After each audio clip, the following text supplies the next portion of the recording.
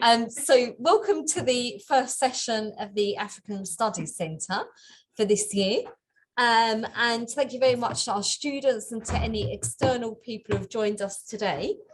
This is our first talk, which is with Professor Manuel Barcia, Pro-Dean International at the Faculty of Arts, Humanities and Cultures, and Chair of Global History at the School of History in the University of Leeds. We're very lucky to have Manuel with us today. He's a prolific academic and speaker, and he's written a number of publications.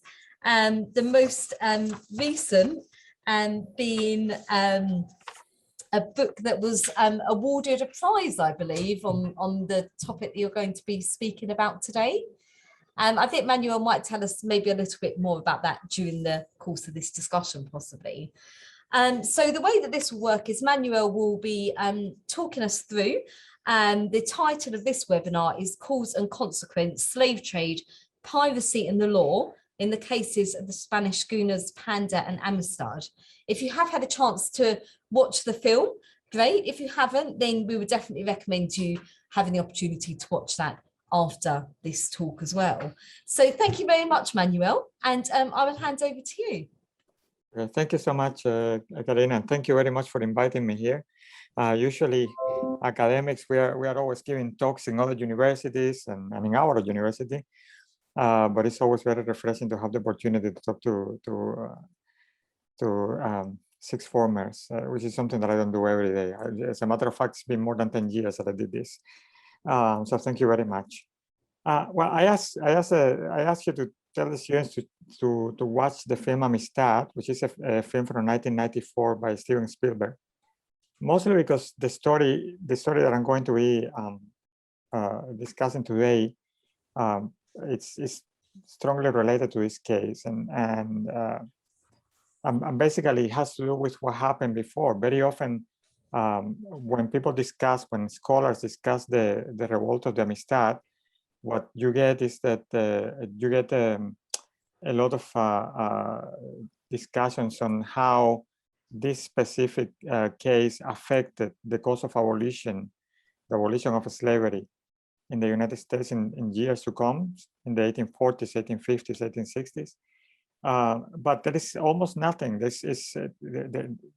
We know very little about the events that led to the case of the Amistad, especially when it comes to how these Africans were seen in U.S. courts, and how their traffickers were also seen in U.S. courts. So I'm going to tell you a couple of stories that the whole idea that I have today is to actually show you how they are linked, and how by looking at history from different point of view, you can actually get different sides of the historical process. So one of these stories is the story of the Amistad, and what happens, for those of you who haven't seen the film, is that in 1839, in January 1839, a group of Africans who have been trafficked from West Africa the year before, 1838, they have been taken to Havana in Cuba.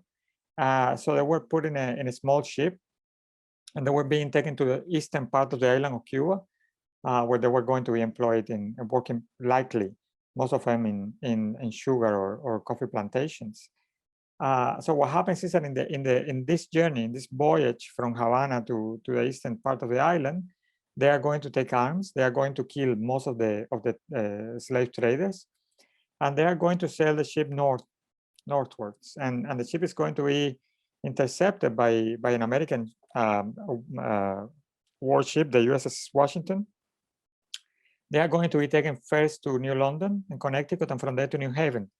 And over there is going to be a trial that is going to try to determine whether they were free or slaves, and whether they were African or Creoles. And the distinction between African and Creole is going to play the central role in this whole story, because at the time, the Spanish, like the United States, they have abolished the slave trade, the transatlantic slave trade.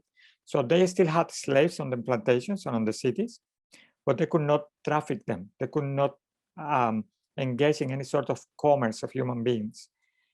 So basically, if it was demonstrated that these men, women, and children, there were quite a few children there, have been brought from Africa recently, and they were originally from Africa, the American law would immediately, and also Spanish, should have freed them immediately, because they were not supposed to have been traded in the first place. This was an illegal act. But if there were Creoles, which in this case means born in, say, in Cuba, then the Spaniards could have claimed that there were local slaves who have been born in the island, and they were taking them from one part of the island to another, and that would have been legal. So this determining the identity of these men, women, and children is going to become central to this trial, right? So something similar, I'm not going to tell you what happened at the end yet, I will get there. So something very similar had happened a few years before, but in this case, this is a case really of piracy. So there is another slave ship leaving from Havana, and the ship is heading towards Africa to get a cargo of human beings. The ship is going to be the Panda. It was a schooner, black schooner. And in November 1834, in 1832, this schooner is going to come across an American ship, the Mexican, and they are going to attack the ship. They are going to ransack the ship, and they're going to try to sink it. They did everything they could to sink the ship, but the ship didn't sink. So what happened here is that as soon as they leave and they continue their way to Africa, the sailors of the ship who have survived, they managed to take the ship back to Massachusetts, and immediately they give the voice of that they have been attacked by Spanish pirates. What happens after that is quite interesting, because these pirates, who were really slave traders, they are not going to anticipate the level of perusal that is going to follow their action. So what happens here is that they go all the way to Cape Lopez, which is today Gabon in West Central Africa, to buy human beings from the local crew. They get there. By that time, they already have a treasure, which, by the way, they bury in a beach there. The treasure has never been found, in case that you're interested. We don't know what the treasure was, but we know there was a treasure, and it was buried in a beach in Cape Lopez. And what they don't anticipate, as I said before, is that the British are going to find them. So the Americans are going to issue a notice that is going to go to traverse the Atlantic, asking for ships from friendly nations to try to find the ship. And within a year and a bit, a British ship, the Curlew, is going to find the Panda in West Africa. So the Curlew was a British ship that was engaged in the abolition of the slave trade. They didn't have any sort of power over American ships, for instance, but the British and the Spanish, they had signed a bilateral agreement that allowed British ships to search Spanish ships and vice versa.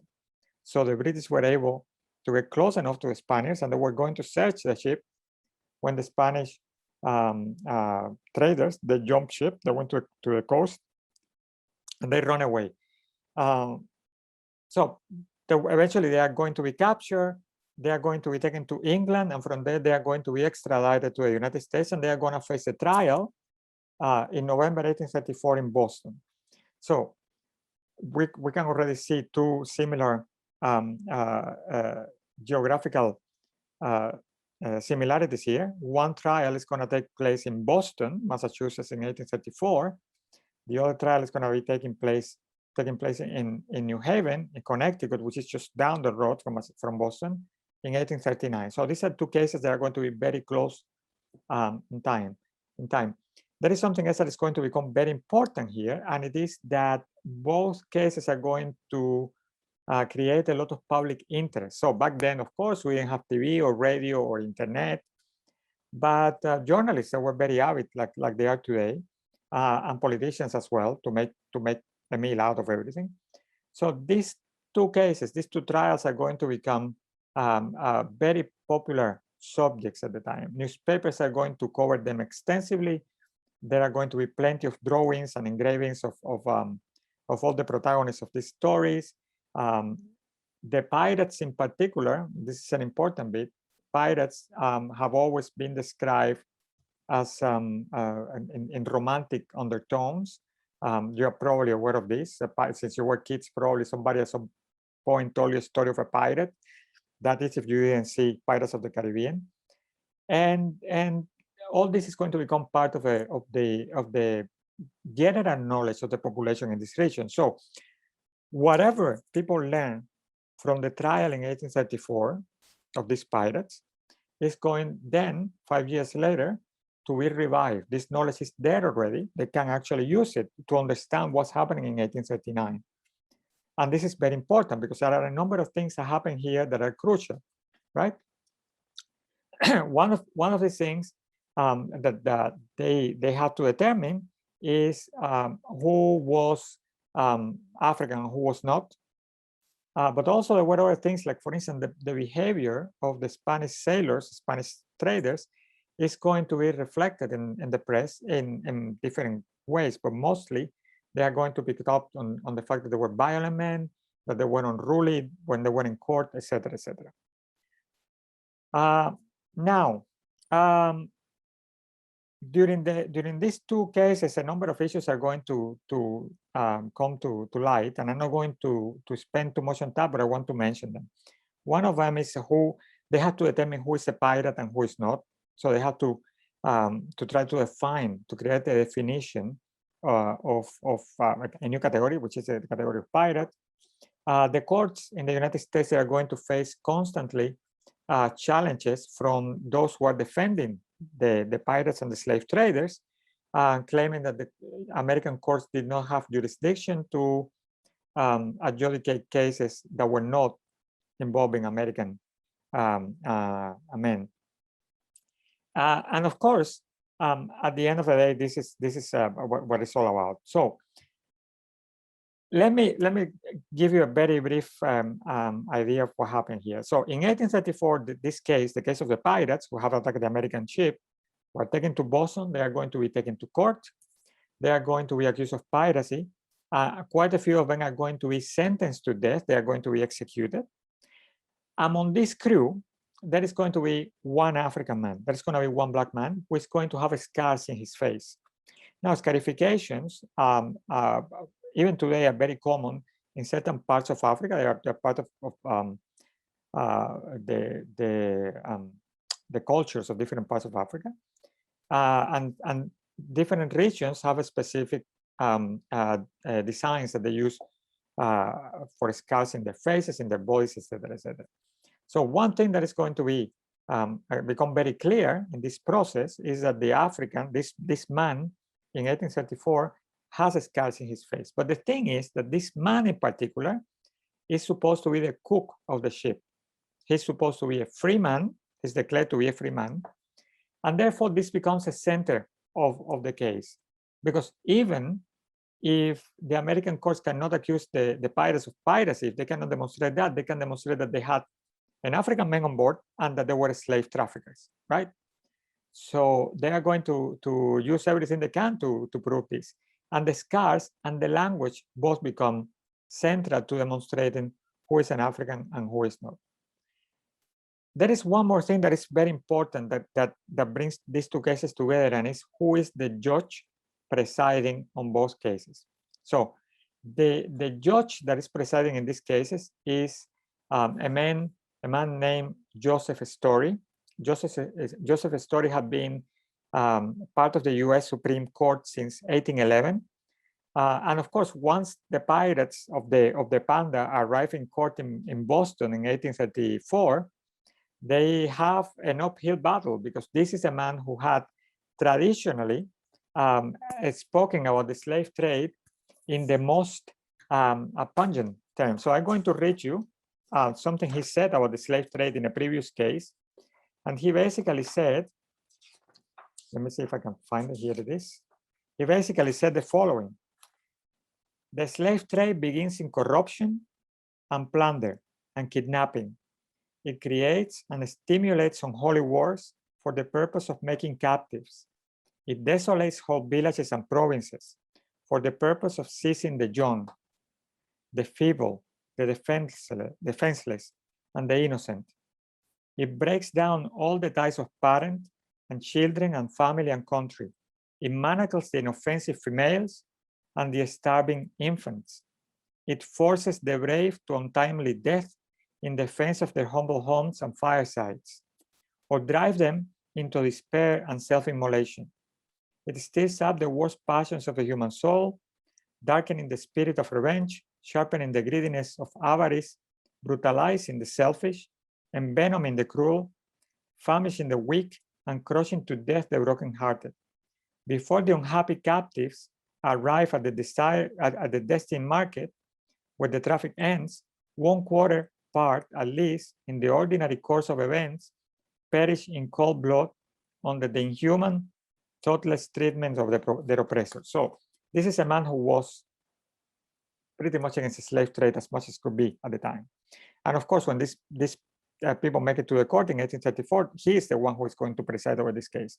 And he's going to have already a very clear vision of what kind of people he was dealing with. So not surprisingly, he's going to be very harsh with the punishment that he dispenses. But the interesting thing here is that a few years later, when the Amistad case comes to New Haven, he's not going to be the judge, but he's going to be the judge who is going to take care of the appeal in the US Supreme Court. So he's going to give a damning assessment of what's happened here. And at the same time, as I said before, public opinion, newspapers, everybody's following both cases along. So there are the one thing that the Africans of the Amistad having against them is that, of course, they don't speak English. And language is going to become a very important thing here that is eventually going to determine what happened in this case. They need to be appointed. They need to appoint a translator an interpreter, so that whatever testimonies they give in court can be translated. And of course, they don't appoint Spanish translator because they didn't speak Spanish. They appoint a Mandi translator because this is the language they spoke from Africa. And that in itself is already a damning evidence that they are Africans and not Creoles, therefore they have been illegally trafficked. But the one thing actually that breaks the impasse, that the one thing that actually determines whether they were African or not, at the end of the day, is the scars that they have. And this has become very clear. So the judge determines that it was clearly demonstrable that these men, women, and children were really born and raised in Africa, and they have been recently taken across Atlantic as enslaved men, women, and children. In the film, actually, there is a very poetic moment in which the former president of the United States, John Quincy Adams, is growing an African violet, and one of the Africans actually recognized the plant, and that is what convinces him that he's an African, because he recognized a plant he has in his greenhouse, which is an African plant, not a plant from the Caribbean. I don't know if this is true or not, but anyway, this is the way that is depicted in the film, which is kind of poetic. So to conclude, and you can ask me all the questions that you want, we can actually have a discussion about these things. The whole point of looking at these two cases together, and this is what I wanted to share more than anything with you, is how we can establish links between different events that seem completely unrelated, that don't, at first sight, you don't see them in the same timeline. And for us historians, it's very important sometimes to realize that events, that they are generational events, like the Amistad case, they have consequences, but they also have previous causes. There are events that lead to this event. So the question that I was asking myself when I started looking at this case, it was whether one case was instrumental in the outcome of the other case. And as it happened, there are several elements that are going to suggest that it is. For instance, understanding the behavior of the slave traders, who were also pirates, is one of them. Questions around the identity of the Africans is also are also going to be central to all this. The role of the press, the role of geography, this is all going to play an important role. Maybe if the case of the Panda would have taken place in London, for example, it wouldn't have had the same kind of impact that it had later on the Amistad. And I can give you an example. There is another case very similar to the Panda that takes place a year before in 1831. And it's a case of the Defensor de Pedro, which is a Brazilian slave ship that decides to go into a pirate rampage. And the captain is put to trial in Gibraltar and sentenced to death and executed, and some of the sailors in Cadiz nearby in Spain. And yet this case really doesn't have the same kind of connotation when you look at the Amistad. Something else that actually these two cases help bring it together is the role of abolitionists, the role of an abolition movement that is both very much alive and kicking in the US at the time and in the United Kingdom as well. And we can see how the same crowd, the same characters are going to be leading defenders who are going to be leading defenders in the case of the Amistad. They have been involved before in the condemnation of the Panda. And of course, you have the same judge presiding over both cases. So there is enough evidence to link both cases and to be able to argue that one case actually is going to have a significant impact in the outcome of the next case.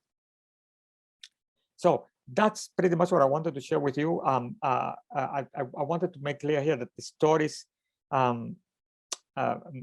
most stories, or all stories actually, don't exist in isolation. They are always linked to another story. And when you try to understand historical periods, when you try to understand events, when you try to understand the life of anyone, you need to look at these interconnections to understand them better. So I'm going to leave it there. And if you have any questions, please let me know. Thank you, Manuel. That was a really fascinating talk and really interesting to draw those comparisons between the two cases and to think of what that tells us about slave trade and its consequences at the time. I'm just going to hand over to our students to see if you have any questions that you would like to ask Manuel. Just while you're thinking about that, I will come back to you, okay, because I've been busy making notes throughout this, so I'm sure we'll have lots of interesting questions in a moment. And I just had a question really about, I guess it's a bit anachronistic to talk about international law at this point, because that may be considered more of a 20th century phenomenon, but you're talking about like how different countries would try these cases, would view them. I was wondering how much cooperation there was between different countries in connection with dealing with slavery as an issue. Yeah. Well, for instance, between the United States and the United Kingdom, there were agreements, and what we are seeing with the case of the Panda is a clear case of extradition, which is probably one of the first, if not the first, that I've seen in this period. But there are several bilateral treaties signed between the United States and other nations, or the United Kingdom and other nations, and very often whatever they do is based on these agreements. But then again, there is the law of nations, which is pretty much the predecessor of international law today.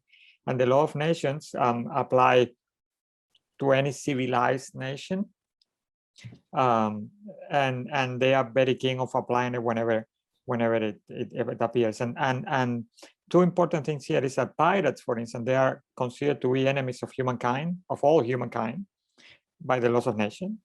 And in this period already, it's not the case with the Spanish, but it is with other nations. The British, they have forced quite a few other nations to sign agreements to abolish the slave trade, by which they also committed to punish slave traders the same way they would punish pirates. So this is implicit, it's clear, and explicit, sorry, it's clear. And they pretty much determined, for instance, with the case with Brazilians, that piracy was equal to slave trade and slave trade was equal to piracy. So these people were both pirates and slave traders.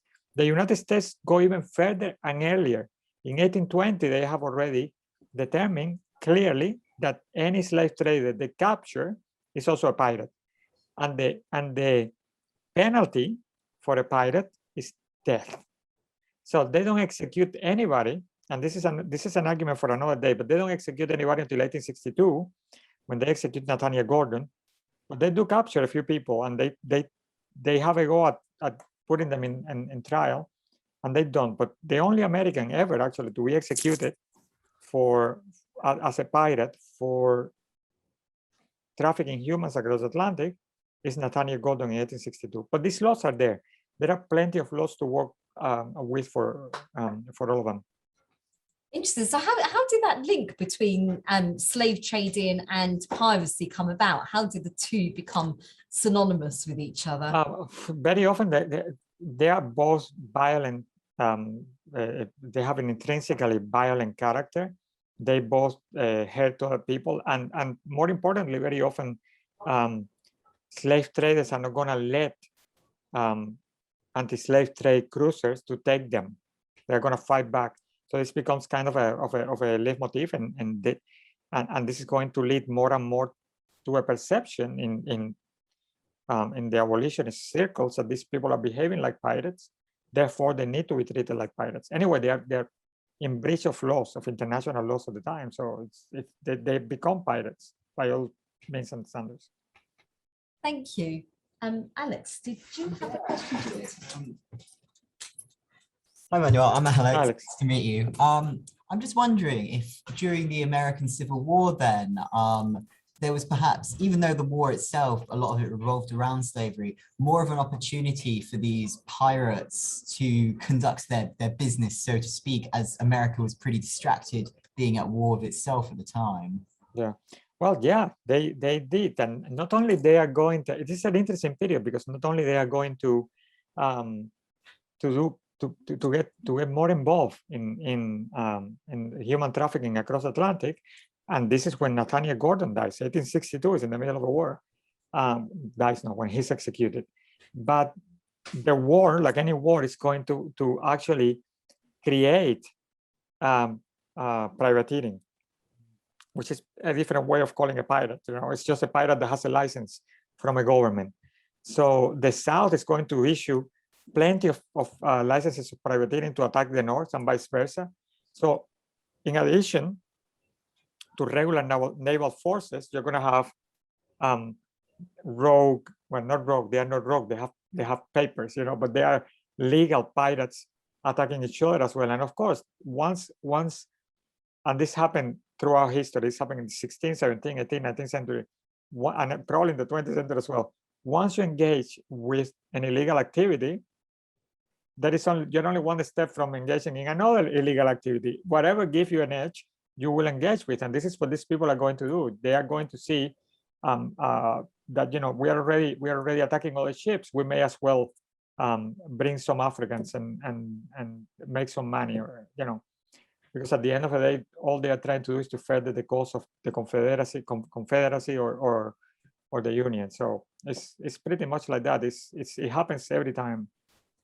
Yeah, no, that's really interesting. And it'd be interesting to maybe assess the impact of this pirateering on the war itself.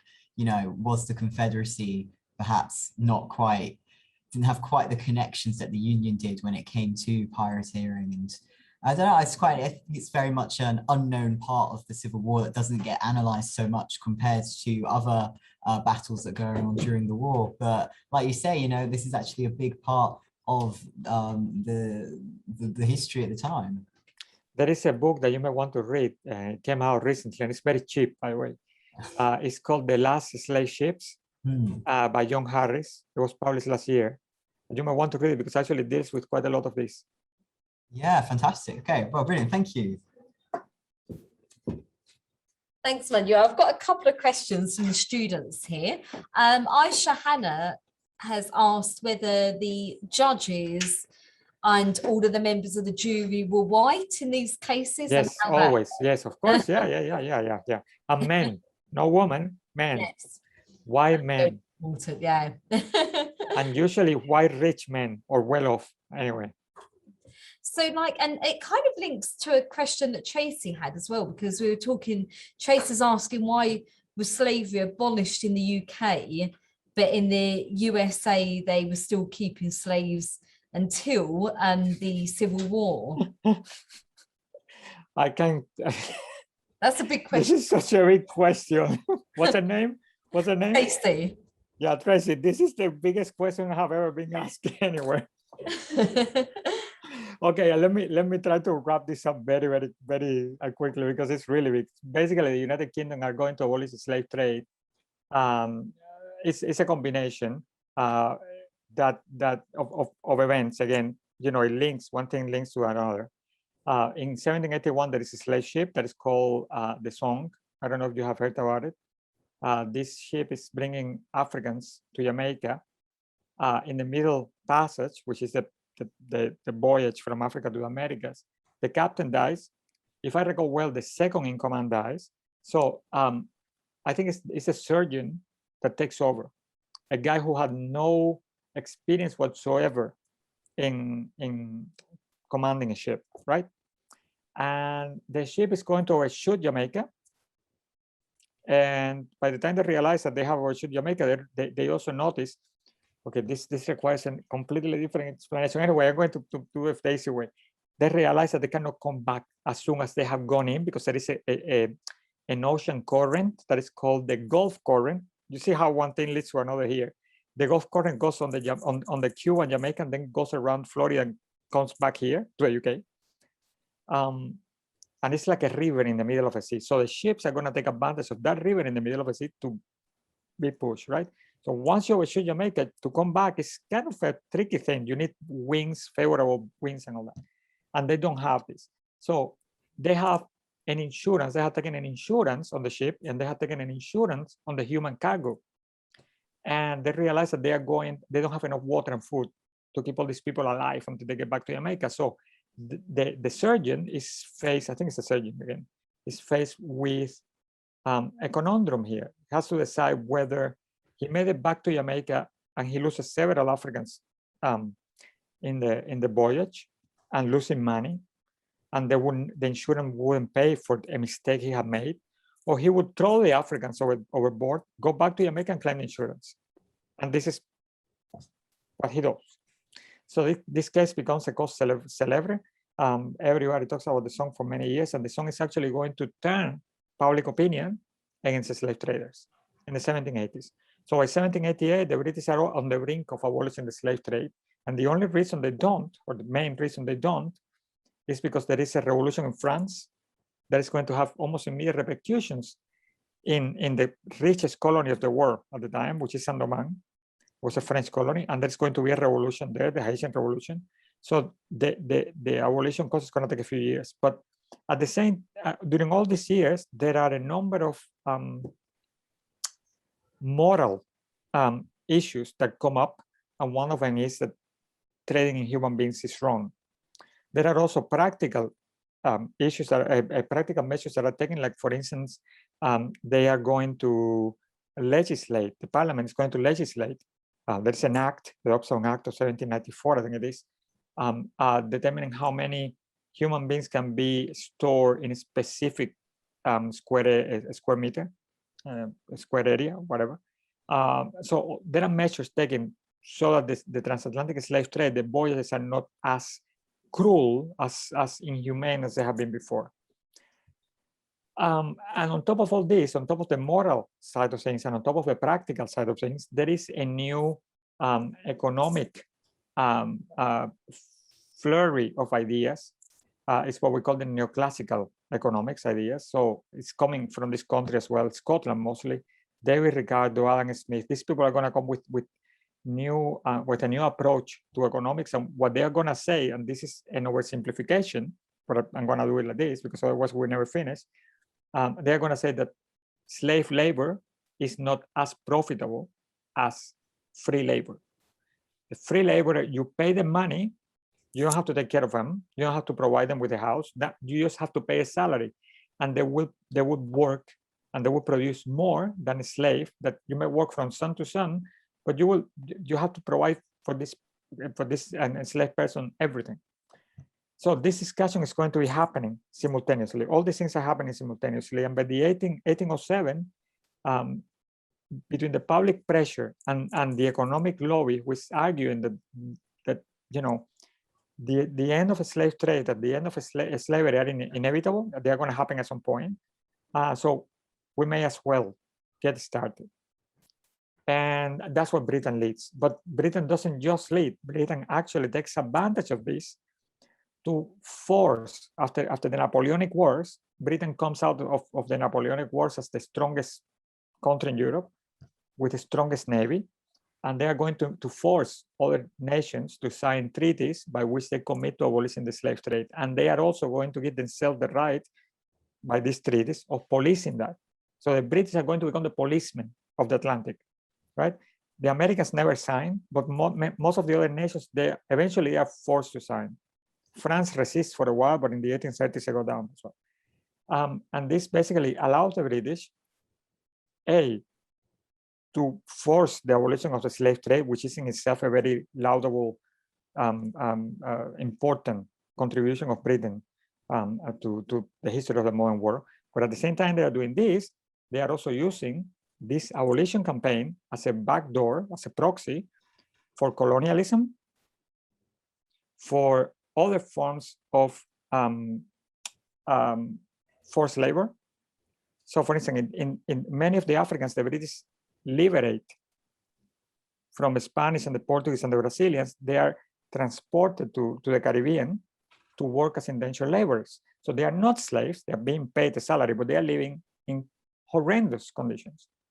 At the same time, the abolition campaign is actually going to allow Britain to carve little beach heads in different parts of Africa that eventually are going to become the British colonies in Africa.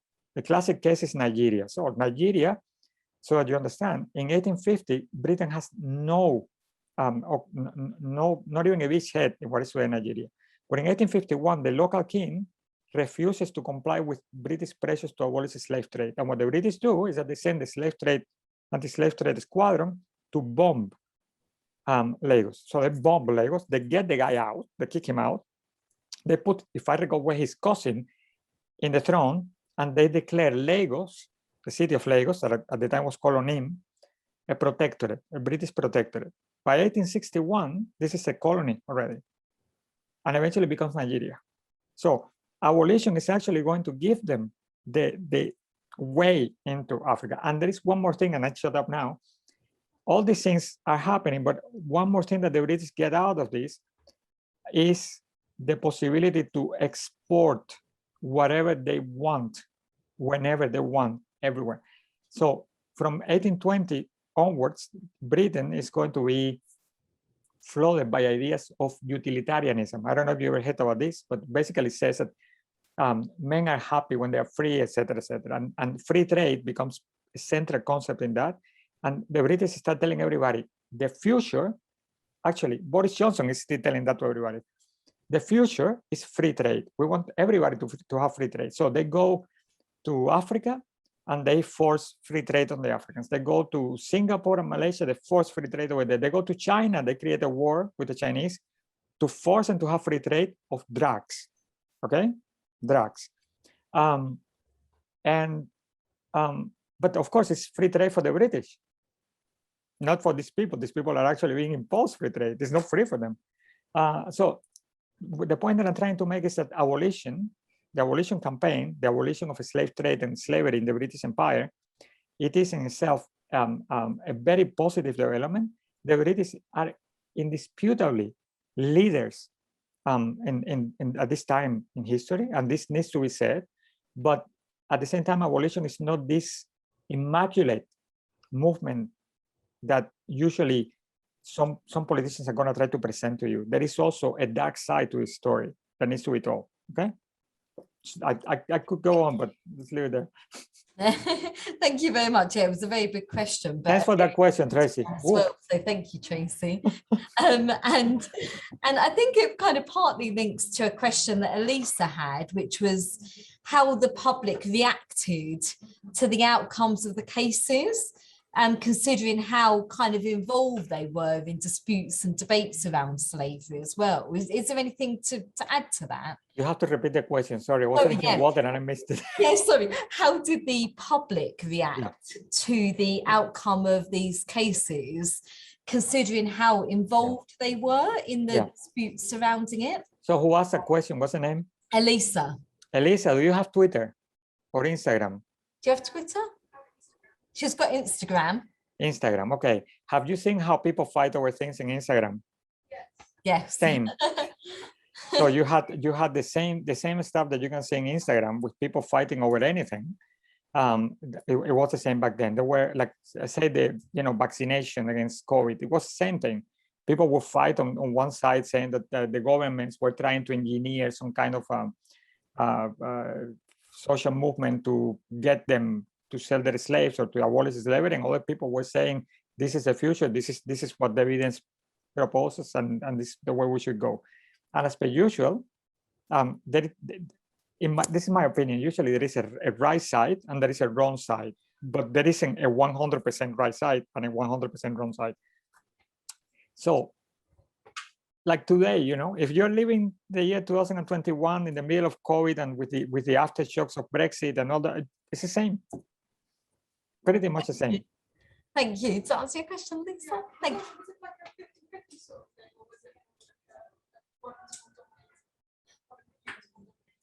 Was one opinion more dominant than the other in terms of the reaction?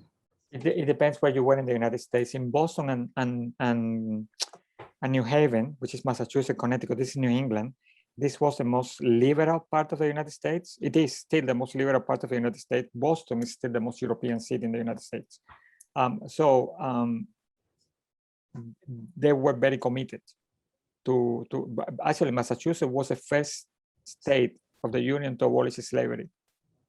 And Connecticut was so far behind, if I recall well. So these are the most liberal people in the United States back then. They still are.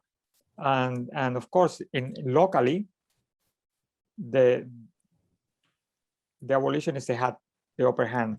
But if you look at the United States as a whole, it's a different story. For instance, the president of the United States in 1840 is Martin Van Buren. He's going to die in 1841. It's one of these presidents that didn't last, he didn't get to shave 3 or 4 times before he died. And but Van Buren was in cahoots with the Spaniards. And if he would have survived for another year, the Africans of the Amistad may have not been free and sent back to Africa. They could have probably been kept or sent back to Cuba, because the president of the United States really, really wanted this to happen. But he died. An untimely death, as they call it. Or timely. Depending on your point of view. Yeah. And I think we have time for one final question, again from Elisa.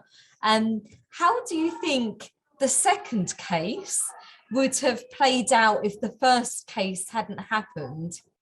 That's an excellent question. That's actually an excellent question. Honestly, I don't know. I suppose that the British, the Americans will have had to apply the law still. There are other cases that are happening at this time, right? So the Panda is a classic case because it's the same issues that are discussed in the Panda are going to be discussed in the Amistad. But there are other pirates, Spanish pirates, which are taken to American courts in this period in Washington, New York, mostly New York, but I think there is also one in Boston at some point. So it's not just this case, and there are other cases happening in other parts of the Atlantic.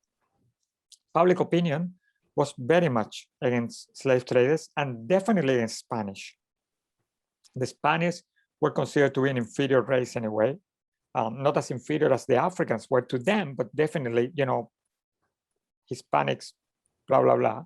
So there was a lot of contempt against them as well. And they were seen as brutes, and you can see this kind of discourse still in the late 19th century. So regardless of what happened with the Panda, I still think that considering that the judge, the lawyers, the public opinion by the time were all very much in sync,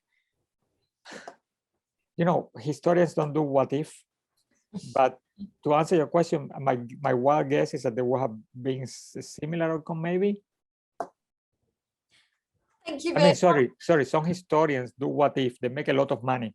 They actually have a series of books that is called What If. A lot of counterfactual histories Yeah. out there, aren't Yeah. there? There is a pretty good series actually in Amazon that is called The Man in the High Castle, which is a what if series, basically a what if series in which the Nazis and the Japanese win World War II. Yes, we've seen that one. Yeah, it's quite interesting. Raises some interesting questions anyway. Yeah. Thank you very much, Manuel. Did you have any other? Does anyone have any final questions that they wanted to ask? Yeah. Do you want to come over here and ask? Okay, so if you can just introduce yourself to Manuel there. Hi, Hey. my name is Fatima. I just had like a question about, in the film Amistad, I actually watched it when I was like 5 years old because of my dad's, so I'm not bragging, I'm just like saying. The tribe they're from, I'm actually from there as well. And I just wanted to know if you had like any knowledge of slavery in Sierra Leone, where I'm from. Since that's one. Well, you know, Sierra Leone is going to be the seat of British abolitionism in Africa, right? So they were Mandy, as you know, right? Hey. So there is so much I can tell you about this, but so much. So basically, Sierra Leone is going to be the seat, but at the same time that they set up this colony, they are going to start expanding towards the interior. Again, another exercise of proto-colonialism that is piggybacking on abolition. And alongside the coast, in different specific points alongside the coast, for instance, River Gallinas, Rio Pongo, Rio Núñez, there are different spots there, Guinea-Bissau, where there are going to be slave factories, as they call them, where these people are going, Spanish, Portuguese, Brazilians, French, they are going to settle, Americans, they're going to settle, and some British as well. And they're going to set up factories where they actually buy Africans and sell them to Europeans. Because the way this is happening is not that Europeans are getting there and kidnapping Africans. This happens as well occasionally, but most of the slave trade, certainly in the 19th century, happens through the enslavement of Africans by Africans. And what the Europeans are doing is fueling these wars. They're showing up in the coast and say, listen, I have this, I have this, I have this. I need slave, go and get them for me. So it becomes kind of a business, a supply and demand thing. And the Upper Guinea coast, especially the son of Sierra Leone, is going to be very active in the 19th century. It's very active. There are a few things that I can actually, so if you drop me an email, I don't know if Karina can give you my email, but if you drop me an email, I can send you a few links of, there are documentaries recently made of this zone. One of the most important slave traders of the 19th century was a man called Pedro Blanco. He was settling Gallinas, and he used to do business with the local ruler over there. And a few years ago, there was a professor from Pittsburgh who went there, and he actually even found the grave of this African king. So that documentary is I think it's online. There is another documentary that I actually helped with, which trace a group of Africans from the border between Liberia and Sierra Leone today, all the way to a plantation in the countryside in Cuba. And it's a fantastic story. But on top of that, if you want to read about these things, honestly, drop me an email. There are a lot of articles, books I can recommend you. Most of them are free online. So Okay, thank you. It's a region of Africa that fascinates me, actually. It fascinates me too. Thank you, sir. Yeah. Thank you. Yeah, I'll certainly share that so we can identify any additional resources for you to have a look at as well. That would be excellent. I think we're just about to draw to a close. I don't think anybody had any final questions, did they? As long as it's not Tracy. Tracy's always got big questions to ask. Keep on asking. I'm scared now.